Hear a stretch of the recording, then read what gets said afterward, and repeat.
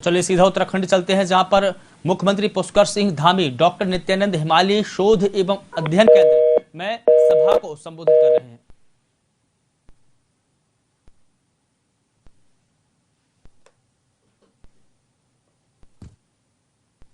मोदी जी को भी नहीं मानते होंगे, लेकिन उनको भी जो है बड़े सम्मान की अनुभूति होती है जब वो विदेशों में रहते हैं। वो कहते हैं कि हम भारतवर्ष के हैं। आज कोई क्षेत्र ले लीजिए, पहले के समय में जो हमारा वर्क कल्चर होता था, तमाम लोग जो है अलग प्रकार का एक वर्क कल्चर था। 2014 के बाद एक देश के अंदर नया वर्क कल्चर आया और नई कार्य पद्धति, नई कार्य संस्कृति देश के अंदर आई है। चाहे आज वो एकेडमिक क्षेत्र हो, चाहे सोशल क्षेत्र हो, चाहे वो कोई भी क्षेत्र हो, प्रशासनिक क्षेत्र हो या समाज का क्षेत्र हो, व्यापार का क्षेत्र हो, उद्योग का क्षेत्र हो, एक कार्य संस्कृति इस प्रकार की आ गई है कि अगर आप काम नहीं करेंगे तो ज़्यादा दिनों तक टिके नहीं रह पाएंगे। अच्छा परफेक्शन, मैक्सिमम गवर्नेंस और मिनिमम गवर्नमेंट, कैसे अच्छा आउटपुट आएगा। तो हम सब लोग, चूँकि जो डॉक्टर नित्यानंद जी सोचते थे, जो उनके दर्शन में था, जो उनके विचारों में था, जो उनके एक संकल्प में था, उसी को लेकर कि समाज के अंतिम छोर में खड़े हुए व्यक्ति तक कैसे शासन पहुँचे, कैसे सरकार पहुँचे। विकल्प रहित संकल्प, जो हमने एक स्लोगन दिया है, विकल्प रहित संकल्प, कि जिसमें कोई विकल्प नहीं है।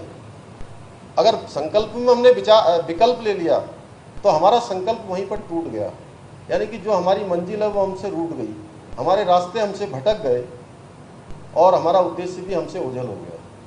तो इसलिए डॉक्टर नित्यानंद जी के इस शोध संस्थान, उनके नाम से जो बना है अध्ययन केंद्र, उसके उद्घाटन के अवसर पर जो वो सोचते थे, जो उनके विचार में था, उत्तराखंड राज्य को बनाने में भी उनका बहुत बड़ा योगदान रहा और ये किसी से छुपा हुआ नहीं है। विश्व को एकात्म मानववाद का मंत्र देने वाले मुझ जैसे करोड़ों कार्यकर्ताओं के पथ प्रदर्शक पंडित दीनदयाल उपाध्याय जी से प्रेरित होकर डॉक्टर नित्यानंद जी ने भी राष्ट्रीय स्वयंसेवक संघ का काम और जुड़े समाज को जागृत करने का कार्य करते रहे। प्रकृति के सुकुमार कवि सुमित्रानंद पंत जी ने लिखा था कि उस समय, कांटों से कुटिल भरी हो यह जटिल जगत की डाली, इसमें ही तो जीवन के पल्लव की फूटी लाली, अपनी डाली के कांटे बेचते नहीं अपना तन, सोना सा उज्ज्वल बनने तपता नित प्राणों का धन। ऐसा प्रतीत होता था कि समाज के विकास और सामाजिक जन जागरण को अपना प्रथम ध्येय मानने वाले डॉक्टर नित्यानंद जी ने इन पंक्तियों को अपने जीवन में आत्मसात किया और हमेशा अपने जीवन को तिल तिल लगाकर इस समाज को और राष्ट्र को एक प्रेरणा देने का उन्होंने जो काम किया वो निरंतर तक चलता रहेगा। 21 अक्टूबर 1991 को उत्तरकाशी में आए विनाशकारी भूकंप ने डॉक्टर नित्यानंद जी को भीतर तक एक तरह से झकझोर दिया था, जिसके बारे में अभी आदमी नरेश जी ने किया था। मनेरी में बहुत बड़ा प्रकल्प हमारा चलता है, उसके मैं कहूँ कि उसके जनक, उसके फाउंडेशन में कोई था तो डॉक्टर नित्यानंद जी थे। और जब ये भूकंप आया था तो उन्होंने एक क्षण की देरी किए हुए प्रभावित क्षेत्रों में स्वयंसेवकों के साथ जाकर राहत और बचाव का कार्य किया था। हमारे बीच में कई सज्जनों द्वारा उनके समय के जो काम हैं, इतने सारे नाम जो उन्होंने, पहले मैंने भी लिए और नरेश जी ने भी लिए, वो सारे उस समय के साक्षी हैं। और भटवाड़ी मनेरी का तो उनका जो हमारा प्रकल्प है वो इसका जीवंत उदाहरण है कि उन्होंने अपने आप को कितना तपाकर, कितना अपने आप को लगाकर, तिल तिल लगाकर उन्होंने उसका आगे बढ़ाने का काम किया। और पृथक राज्य के पक्षकार होने के नाते उत्तराखंड राज्य में उनकी महत्वपूर्ण भूमिका रही, उसके आंदोलन में महत्वपूर्ण भूमिका रही। उत्तराखंड के एक सच्चे हितैषी और उत्कृष्ट समाज शिल्पी के रूप में कार्य करते हुए उन्होंने हमेशा उत्तराखंड में विशेषकर युवाओं और नौजवानों को, और जो हमारा जनजाति समाज है, जो चाहे हम जौनसार भाबर की बात करें, राजी हों या हमारे भोटिया जाति के हों, बुक्सा हों, थाड़ू समाज के लोग हों, उन सब के लिए विशेष रूप से सोचा कि ये सब जातियों का भी उत्थान होना चाहिए, ये सब लोग भी समाज की मुख्य धारा में आना चाहिए। उसके लिए उन्होंने लगातार काम किया। वो युवाओं को संगठित करते हुए लगातार राष्ट्र निर्माण के लिए उनको प्रोत्साहित करते रहते थे। भूगोल के क्षेत्र में उनका जो व्यवहारिक ज्ञान था वो हम सबके सामने है कि वो हमेशा कहते थे कि केवल पुस्तकें और शोध पत्र इससे केवल हिमालय को नहीं समझा जा सकता है जब तक कि उसमें भ्रमण न किया जाए, व्यवहारिक रूप से न जाया जाए। तो ऐसे अनेकों कार्य उनके द्वारा किए गए। उनके द्वारा होली हिमालय जो पुस्तक लिखी गई उसके बारे में हम सभी जानते हैं कितनी उसकी प्रसिद्धि थी, कितना उसमें ज्ञान था, कितना तत्व था, सारी चीज़ें भली भांति जानते हैं। आज ऐसे अनेकों कार्य, अभी हमारे यहाँ पर चार धाम यात्रा चल रही है, क्योंकि उनका जो हृदय था डॉक्टर नित्यानंद जी का, वो भी इस पहाड़ के अंदर बसता था, इस पहाड़ की सोच के साथ चलता था। तो आज उत्तराखंड के अंदर और हमारे देश के जो प्रधानमंत्री मोदी जी हैं, उन्होंने भी 5 नवंबर 2021 को बाबा केदार की भूमि से कहा कि ये आने वाला जो दशक है, ये 21वीं सदी का तीसरा दशक उत्तराखंड का दशक होगा। और उन्होंने वहाँ 5 नवंबर को घोषणा करी, उन्होंने वहाँ मंच से कहा। और इस बार जो यात्रा चल रही है, ये जो यात्रा पर्यटक सीजन जो हमारा उत्तराखंड का चल रहा है, पूरे में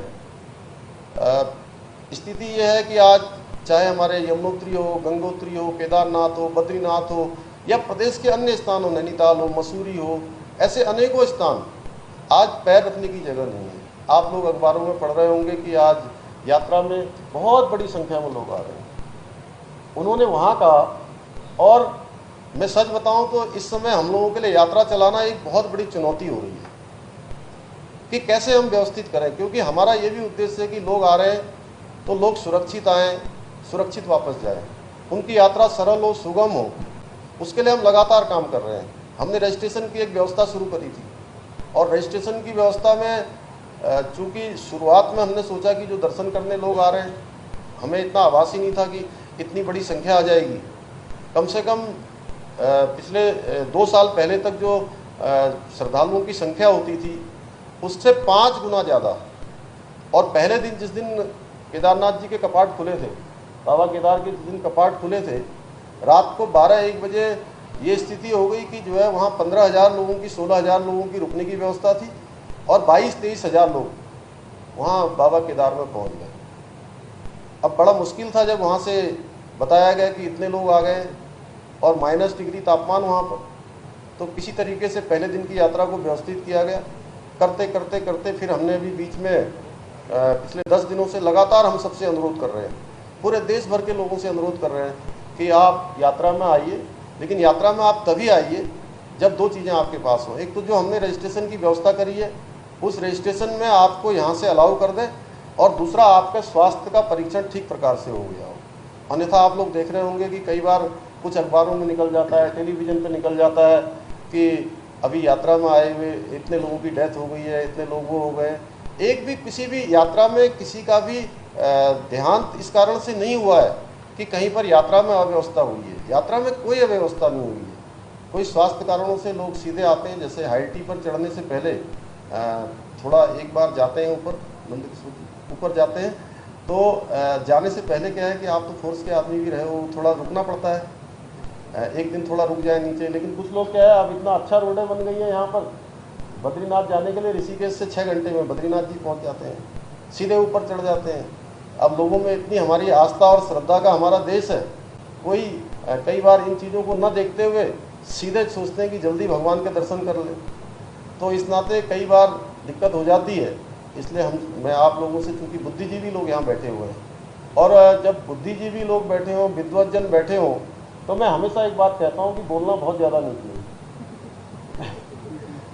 लेकिन फिर भी क्या है कि ये विषय ऐसा है कि मैं राज्य का मुख्य सेवक होने के नाते अभी हर पल चुनौती होते हैं, और मैं चाहता हूँ कि आप सबके माध्यम से पूरे देश में संदेश जाना चाहिए कि यात्रा अच्छी चल रही है। और माननीय प्रधानमंत्री जी ने अभी मन की बात में भी इसका उल्लेख किया है कि सभी लोग, चूँकि वो यात्रा का एक नियम है, यात्रा के नियम के साथ यात्रा के आचार व्यवहार भी हैं, उसके साथ साथ जो है साफ़ सफाई भी है, उन सभी पर सबको ध्यान देने की ज़रूरत है। बाकी सरकार की तरफ से जो भी अच्छी व्यवस्थाएं हो पा रही हैं, हम सभी उन व्यवस्थाओं को आगे कर रहे हैं, उन व्यवस्थाओं को अच्छा करने की कोशिश कर रहे हैं कि किसी को भी असुविधा नहीं होनी चाहिए। और ये यात्रा केवल उत्तराखंड राज्य की यात्रा नहीं है, अगर थोड़ा सा भी कुछ गड़बड़ होता है तो इसका मैसेज पूरी दुनिया के अंदर जाता है। आज अगर एक दिन जो है बीच में कुछ लोगों ने एक वीडियो डाल दिया और उस वीडियो में दिखाया कि बहुत भीड़ मची हुई है, भीड़ तो हो रही है, लेकिन वो डाल दिया, भीड़ है तो कहाँ ले जाएंगे उसको, लोग आ रहे हैं तो कहाँ ले जाएं।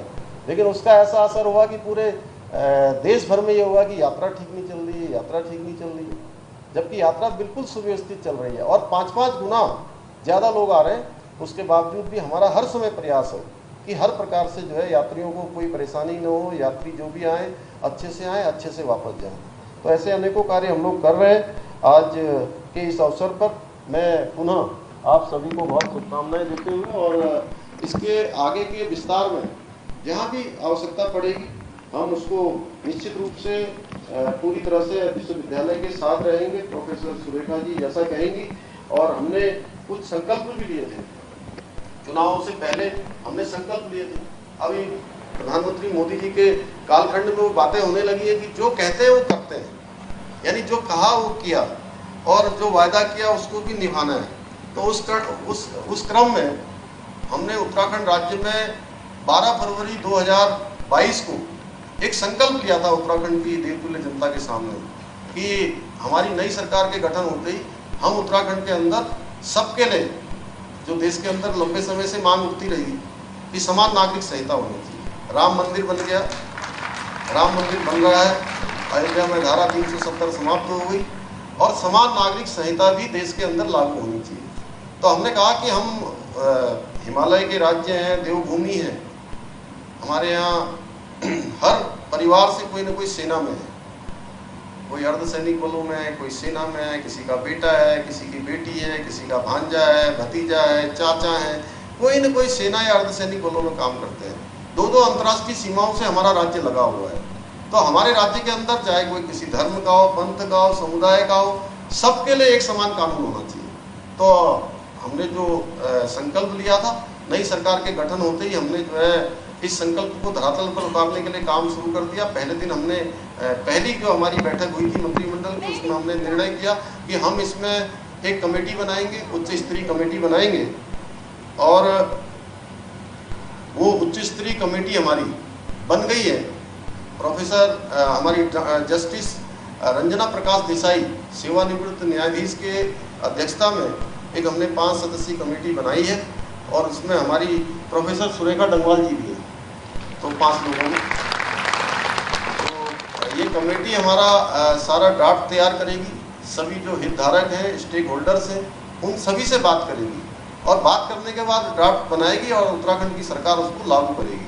हमने जो है इस प्रकार का निर्णय लिया है और हम इसको काम को कर रहे हैं, क्योंकि उत्तराखंड में हम इसको लागू करने जा रहे हैं और हम देश के अन्य राज्यों से भी ये अपेक्षा करते हैं कि वो भी अपने यहाँ लागू करें और इसको लागू होने से बहुत सारे फायदे वो उसके अभी जो आएंगे, अभी कम से कम 20% जो कानूनी मामले चल रहे हैं वो अपने आप कम हो जाएंगे। ठीक प्रकार से चूँकि सभी के लिए एक समान कानून होगा और यहाँ पर कानून व्यवस्था की अच्छी व्यवस्था होनी चाहिए। धर्म, अध्यात्म और संस्कृति का हमारा केंद्र है, पर्वतों से, नदियों से और हमारे वनों से आच्छादित हमारा राज्य है। यहाँ पर शांति व्यवस्था भी कायम रहनी चाहिए, अनावश्यक रूप से विवाद नहीं होने चाहिए। इसको लेकर हमने निर्णय लिया था, इसको हम धरातल पर उतार रहे हैं। क्योंकि आप सब लोग हमारे समाज की क्रीम यहाँ बैठी हुई है, इसलिए मुझे लगा कि आप सबके सामने बताना चाहिए और ये बात रखनी चाहिए। हमारे यशस्वी प्रधानमंत्री मोदी जी के विजन और निर्देशन में science engineering research board SERP, science and technology विभाग, भारत सरकार के द्वारा महिला वैज्ञानिकों को शोध एवं व्यावसायिक उत्कृष्टता के लिए प्रोत्साहित किया जा रहा है। इसके लिए मैं SERP के सचिव प्रोफेसर संदीप वर्मा जी एवं डॉक्टर मोनिका अग्रवाल जी व उनकी टीम को बहुत उनका धन्यवाद करता हूँ, सराहना करता हूँ कि आप सब लोगों ने हमारा बड़ा सहयोग किया है। आपने इस कार्य के लिए हमारे प्रदेश उत्तराखंड को एक प्रीमियर विश्वविद्यालय, दून विश्वविद्यालय को चुना है अम्बेडकर चेयर के रूप में, अन्य रूपों में। तो आप सबका मैं अपने उत्तराखंड राज्य की तरफ से आप सबका अभिनंदन करता हूं और आपसे अपेक्षा करता हूं कि आगे भी लगातार, क्योंकि आप लोगों के जो भी वहां से जो क्राइटेरिया होंगे उन क्राइटेरिया को हमारे राज्य में लागू किया जाएगा, उसका पालन किया जाएगा। लेकिन हम आपसे अपेक्षा करते हैं कि और भी ज़्यादा बढ़ चढ़ के हमारा नवोदित राज्य है, हमने ये संकल्प लिया है कि जब हमारा राज्य 25 वर्ष का होगा तो तो 25 वर्ष का जब हमारा राज्य होगा तो हम हिंदुस्तान के श्रेष्ठ राज्यों में से एक राज्य हो, उस दिशा में हम काम कर रहे हैं। ये यात्रा कोई किसी की व्यक्तिगत यात्रा नहीं है। मैं पुष्कर सिंह धामी अगर मुख्य सेवक हूँ तो ये कोई मेरी यात्रा नहीं है, मेरी निजी यात्रा नहीं है, ये हमारी सबकी सामूहिक यात्रा है। पूरे उत्तराखंड के 1 करोड़ 25 लाख भाई बहनों की यात्रा है। उस यात्रा को सबको गंतव्य तक पहुँचाने के लिए सबको कदम से कदम मिलाने हैं। एक साथ हम लोग कदम ताल करेंगे तो निश्चित रूप से हम अपने उद्देश्य को प्राप्त करें। पुनः आज के अवसर पर आप सभी का धन्यवाद करते हुए और बहुत शुभकामनाएं देते हुए अपनी वाणी को विराम देता हूं। बहुत बहुत धन्यवाद। जय हिंद, जय भारत, जय उत्तराखंड। बहुत बहुत धन्यवाद माननीय मुख्यमंत्री महोदय, आपके मार्गदर्शन के लिए, आपके सारे गर्वित उद्बोधन के लिए।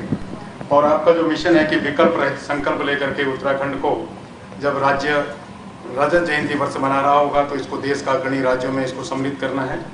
हम लोग भी आपके विजन के साथ, सोशल क्षेत्र हो, चाहे वो कोई भी क्षेत्र हो, प्रशासनिक क्षेत्र हो या समाज का क्षेत्र हो, व्यापार का क्षेत्र हो, उद्योग क्षेत्र हो, एक कार्य संस्कृति इस प्रकार की आ गई है कि अगर आप काम नहीं करेंगे तो ज़्यादा दिनों तक टिके नहीं रह पाएंगे।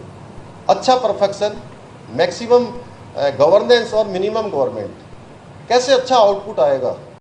तो वो एकेडमिक क्षेत्र हो, चाहे सोशल क्षेत्र हो, चाहे वो कोई भी क्षेत्र हो, प्रशासनिक क्षेत्र हो या समाज का क्षेत्र हो, व्यापार का क्षेत्र हो, उद्योग का क्षेत्र हो, एक कार्य संस्कृति इस प्रकार की आ गई है कि अगर आप काम नहीं करेंगे तो ज़्यादा दिनों तक टिके नहीं रह पाएंगे। अच्छा परफेक्शन, मैक्सिमम गवर्नेंस और मिनिमम गवर्नमेंट, कैसे अच्छा आउटपुट आएगा? तो वो एकेडमिक क्षेत्र हो, चाहे सोशल क्षेत्र हो, चाहे वो कोई भी क्षेत्र हो, प्रशासनिक क्षेत्र हो या समाज का क्षेत्र हो, व्यापार का क्षेत्र हो, उद्योग का क्षेत्र हो, एक कार्य संस्कृति इस प्रकार की आ गई है कि अगर आप काम नहीं करेंगे तो ज़्यादा दिनों तक टिके नहीं रह पाएंगे। अच्छा परफेक्शन, मैक्सिमम गवर्नेंस और मिनिमम गवर्नमेंट, कैसे अच्छा आउटपुट आएगा? तो वो एकेडमिक क्षेत्र हो, चाहे सोशल क्षेत्र हो, चाहे वो कोई भी क्षेत्र हो, प्रशासनिक क्षेत्र हो या समाज का क्षेत्र हो, व्यापार का क्षेत्र हो, उद्योग का क्षेत्र हो, एक कार्य संस्कृति इस प्रकार की आ गई है कि अगर आप काम नहीं करेंगे तो ज़्यादा दिनों तक टिके नहीं रह पाएंगे। अच्छा परफेक्शन, मैक्सिमम गवर्नेंस और मिनिमम गवर्नमेंट, कैसे अच्छा आउटपुट आएगा? तो वो एकेडमिक क्षेत्र हो, चाहे सोशल क्षेत्र हो, चाहे वो कोई भी क्षेत्र हो, प्रशासनिक क्षेत्र हो या समाज का क्षेत्र हो, व्यापार का क्षेत्र हो, उद्योग का क्षेत्र हो, एक कार्य संस्कृति इस प्रकार की आ गई है कि अगर आप काम नहीं करेंगे तो ज़्यादा दिनों तक टिके नहीं रह पाएंगे। अच्छा परफेक्शन, मैक्सिमम गवर्नेंस और मिनिमम गवर्नमेंट, कैसे अच्छा आउटपुट आएगा? तो वो एकेडमिक